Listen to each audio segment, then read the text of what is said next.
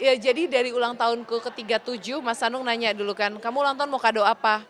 Kayak rugi ya kalau aku minta barang, karena kalau barang kan ya aku nabung juga insya Allah aku bisa beli. Pokoknya barang itu kalau aku bekerja aku bisa beli, tapi yang nggak bisa aku beli itu adalah izin dari suami gitu. Kayak itu nggak bisa beli dimanapun, mau punya uang gimana juga kalau suami nggak ngasih, ya pasti nggak ngasih aja ridonya gitu. Jadi sekarang kalau aku ulang tahun ditanya mau kado apa, ya request-request aku aja. Kayak aku kan emang sebagai seorang istri, sebagai seorang ibu kan kewajiban utama ya pasti ngurusin yang di rumah dulu. Ya aku ketika ngelangkahin kaki keluar dari rumah ya harus atas izin dia. Jadi sekarang itu yang aku minta. Kalau tahun lalu aku minta ke Syria, tahun ini semoga bisa balik Palestina lagi segera mungkin. Doakan, doakan. Ya insya Allah plannya gitu, kalau emang Qatar tidak membalas semua serangan, ya doain aja plannya gitu. Nikmat berjuang karena ketika hidup udah paham gitu loh. Hidup ini kita nyari gimana gimana supaya bisa selamat nanti di akhirat. Kita harus nabung banyak hal gitu loh. Nabungnya tuh nggak cuma materi lagi, ternyata nabung yang kita harus kumpulin tuh lebih besar lagi buat di akhirat nanti, gimana amal jariah kita, terus ya apa yang kita punya ini semua akan dihisap, kita gimana mempertanggungjawabkan gitu. Jadi kayak sekarang udah mulai mikirin gimana buat apa yang aku lakuin, apa yang aku punya, apa setiap sikap tindakan aku itu juga bisa membawa keuntungan buat aku di akhirat nanti gitu ya. Jadi salah satunya ya jadi manfaat untuk orang lain gitu aja sih. Karena kayaknya kan hidup aku dulu ya masih banyak gak mikirnya gitu. Jadi sekarang udah semua harus difikirkan baik-baik. Kalau aku ngelangkah ini manfaatnya buat aku doang saat ini atau buat aku saat ini dan buat nanti aku di akhirat. Aku harus ngambil yang dua manfaat itu.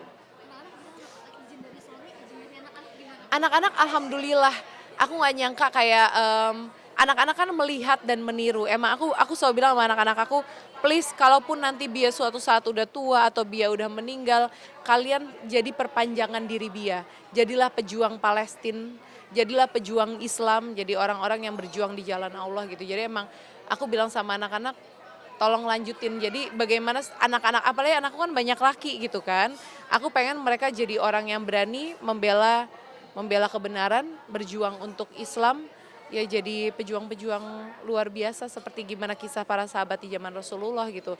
Jadi jangan terbuai dengan semua duniawi, dengan bagaimana dunia barat menjajah pikiran, pemikiran yang keren tuh jadi penyanyi rap lah, jadi YouTubers aja lah yang cuman gitu-gituan doang. Aku nggak pengen anak-anakku tumbuh seperti itu gitu. Jadi aku pengen mereka punya figur para pejuang di zaman Rasulullah gitu. Iya, ternyata sekarang kayak kemarin aku ulang tahun, anakku si Bre bikin surat. Dia bilang, ya Allah semoga suatu saat dia punya uang dan bisa berangkatin kita semua ke Palestina dan keliling dunia. Jadi dengan dia menempatkan Palestina di depan keliling dunia, buat aku itu satu kayak alhamdulillah berhasil gitu. Jadi mindsetnya kan, jadi itu menjadi main apa ya, dreamnya dia gitu, bisa nyampe Palestina dulu baru keliling dunia. Itu aja buat aku kayak emang itu targetku sih. Aku pengen anak-anak aku melihat dan mencontoh apa yang aku lagi perjuangkan dan mereka bisa menjadi kepanjangan tangan aku kelak.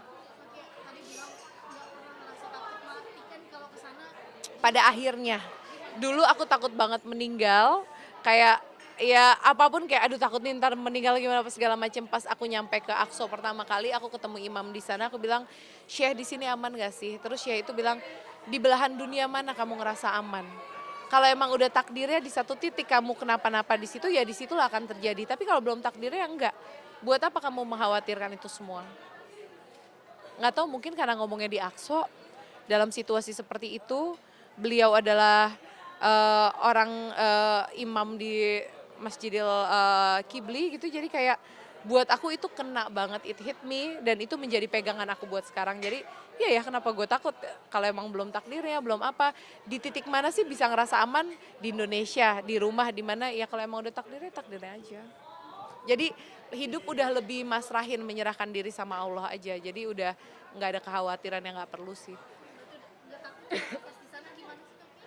Insya Allah dimanapun udah nggak takut. Jadi ya gini loh, keuntungannya orang yang gini, kalau kita, mamaku tuh ngajarin ketika jalan keluar rumah udah niatin semuanya buat Allah, kamu lagi berjihad di jalan Allah. Ketika keluar rumah aja cuman buat nganter anak sekolah atau nggak mau ke kantor, Hari ini aku mau kerja, kerjanya bagian dari ikhtiar aku buat menafkahi keluarga, berjihad di jalan Allah gitu kan.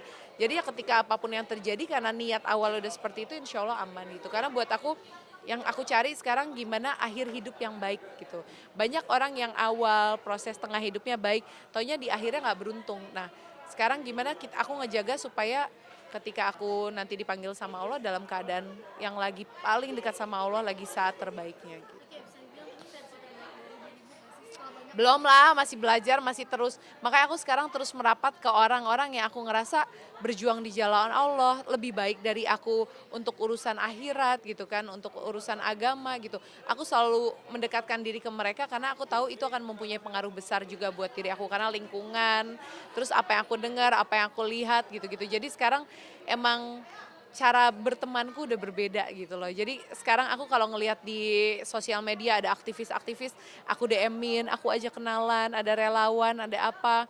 Ya nggak cuma di Indonesia, di luar Indonesia juga aku aja kenalan, pengen kenal, pengen kamu lagi berjuang apa, boleh nggak libatin aku dalam perjuangan kamu. Itu yang selalu aku lakuin ke semua orang yang aku rasa kayak, wah yang mereka lakuin keren nih gitu. Aku pengen terlibat di setiap perjuangan para pejuang Islam. oke, mungkin kalau dibandingin dengan Zaskia Meka yang dulu ngerasa mungkin alhamdulillah Pastinya orang bertambah umur, tambah usia itu kan pasti ada perubahan kan gitu kan. Ada perubahan, ada proses yang aku bilang tadi usia 40 itu adalah tingkat kematangan secara apa ya, secara spiritual orang juga didapetin di titik itu gitu. Jadi ya emang lagi mempersiapkan diri ke sana aja sih. Karena udah puas, udah happy gitu. Aku udah pernah ngalamin semua ya teman-teman juga followers ya orang yang nonton juga kan pasti tahu perkembangan aku. Aku dari 2001 di dunia entertain, tahu perjalanan aku juga. Ya harus lebih baik dong pastinya. Rugi banget kalau makin kesini jalan di tempat atau malah mundur ya pastinya harus lebih baik terus setiap hari, setiap saatnya. Sederhana, enggak emang dari dulu emang aku nggak kemakan branded sih emang aku dari dulu bukan orang yang terlalu pusing sama gimana ya orang lain menilaiku seperti apa, gimana aku bisa pakai barang-barang yang supaya orang menilai aku karena emang ya karena emang udah di dunia entertainment, udah pernah di titik gimana nih orang nilai sampai akhirnya terserah deh orang mau nilai apa yang penting gimana Allah nilai aku udah di tahap udah lewat masanya ya emang semua orang akan ngelewatin masa itu masa baru kaget butuh butuh validasi dari orang lain sampai akhirnya ya udahlah buat apa lagi gitu.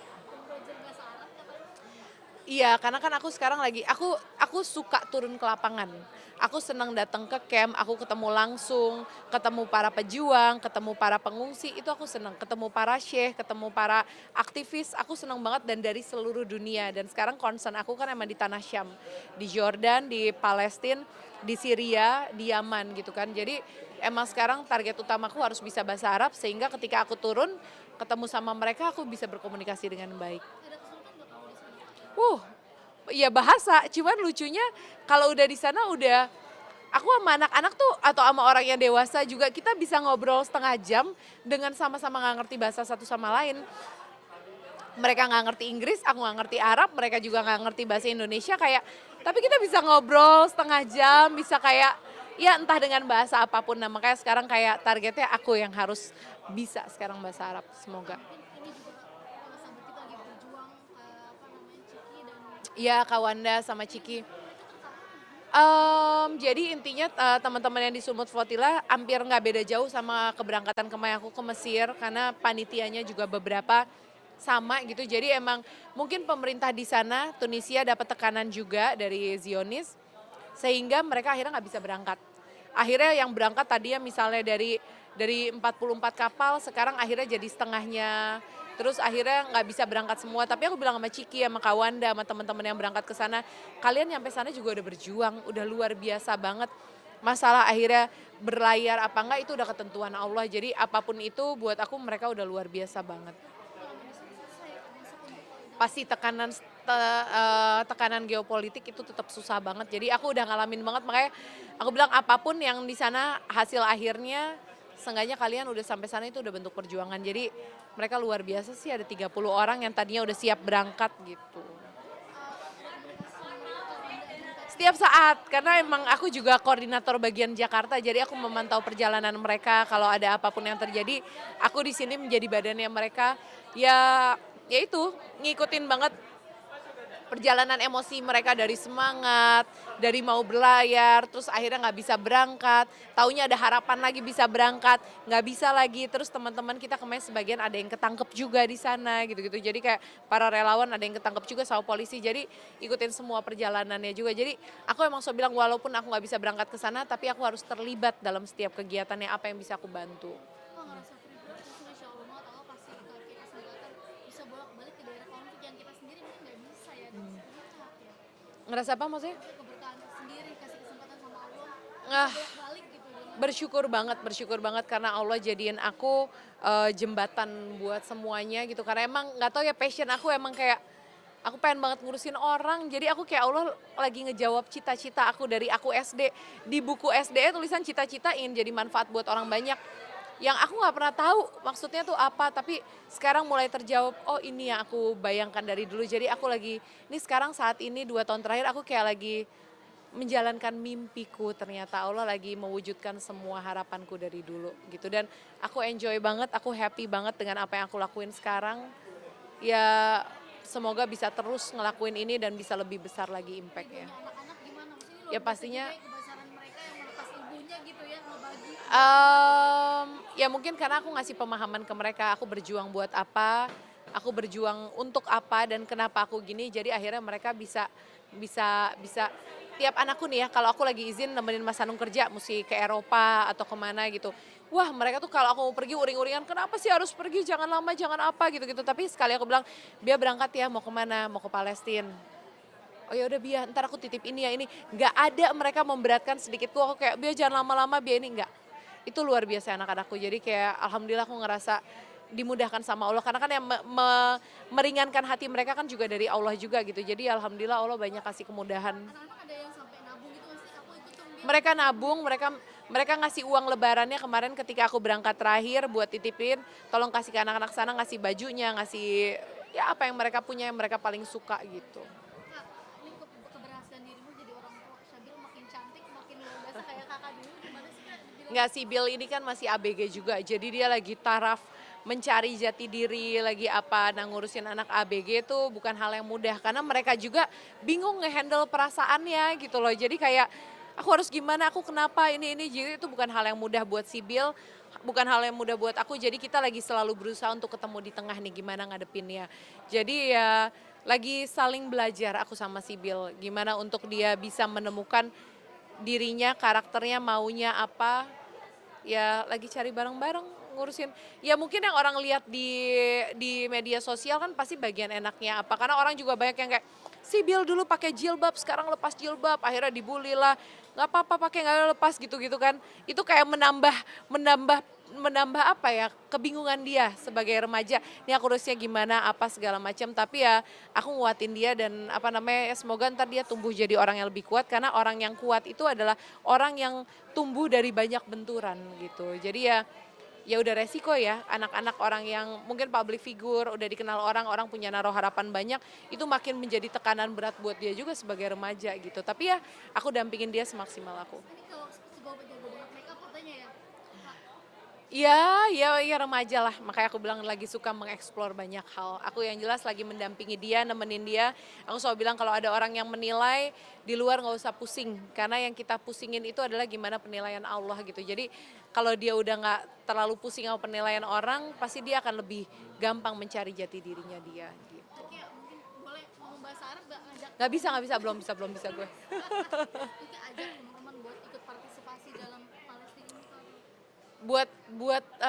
Kalau buat aku gini, aku pernah banget ngalamin yang ngerasa gelisah ngelihat semua yang terjadi, yang ketidakadilan yang dialami sama saudara-saudara kita Palestina. Buat aku selagi masih ada keresahan diri kamu, itu Allah lagi ngasih sinyal bahwa ayo apa yang kamu bisa lakuin buat ngebantu mereka semua. Selagi gelisah itu masih ada, berarti diri kamu belum memaksimalkan potensi yang kamu punya untuk membantu mereka. Jadi gunakan rasa gelisah itu untuk ngegali terus, apalagi nih yang bisa aku lakuin, apalagi yang aku bisa lakuin. Sampai akhirnya kamu ngerasa aku udah maksimal ngebantu mereka, terus bergerak, ya udah memberikan versi terbaik dari diri kita. Itu yang lagi aku perjuangkan.